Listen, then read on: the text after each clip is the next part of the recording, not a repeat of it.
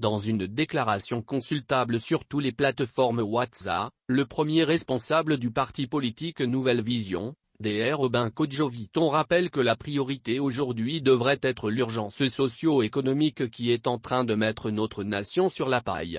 Aujourd'hui dans notre pays, il est clair qu'il ne s'agit plus d'une guéguerre entre partis politiques ni de l'organisation des élections à venir et encore moins de la composition de la Commission électorale nationale indépendante, CENI.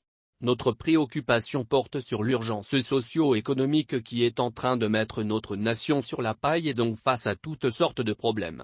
La flambée des prix des denrées alimentaires, des produits de première nécessité et du carburant a atteint un point aussi grave qu'elle est devenue mortelle. Malheureusement, ceux qui ont les moyens de changer les choses ne semblent pas en avoir la volonté tandis que ceux qui en ont la volonté n'ont ni les moyens ni les opportunités.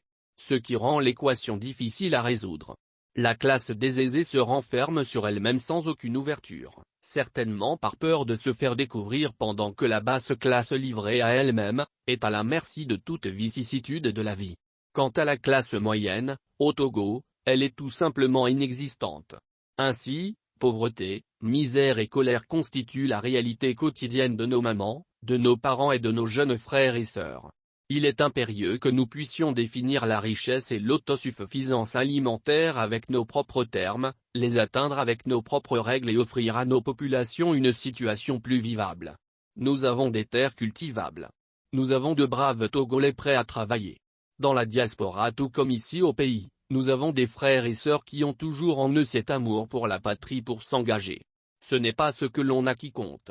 C'est ce que l'on fait de ce que l'on a qui est important.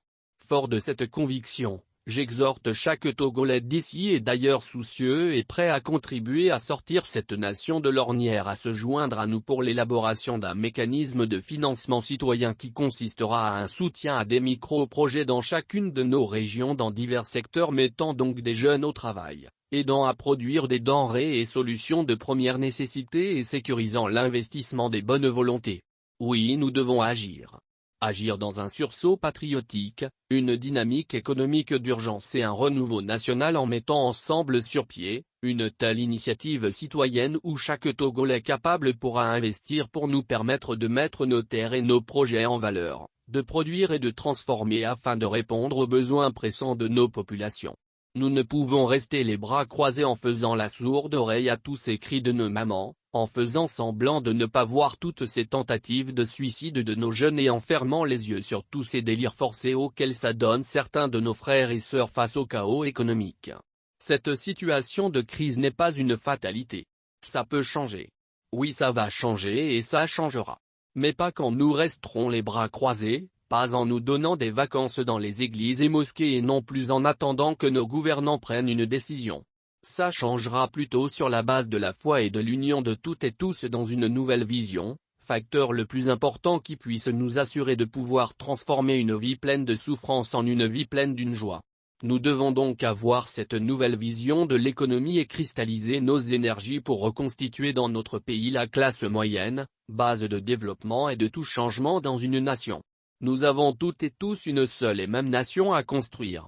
Un enjeu d'une si grande taille exige non seulement la suspension de tous les conflits partisans mais aussi l'avortement au sein de chaque chapelle de toute pensée de recherche ou de protection d'un quelconque intérêt personnel, pour essentiellement et exclusivement la culture du bien-être et du mieux-être de nos populations.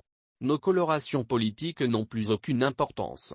Chers frères et sœurs, Togolais de la diaspora et sur le territoire, vous qui avez toujours cette flamme nationaliste, vous qui avez le minimum pour investir, vous qui avez le désir de voir les choses changer dans notre pays, veuillez nous contacter pour qu'ensemble, dans une nouvelle vision, tout en comptant déjà sur la transparence et la rigueur dans la gestion, nous définissions les axes de ce mécanisme de financement susceptible de sauver cette nation.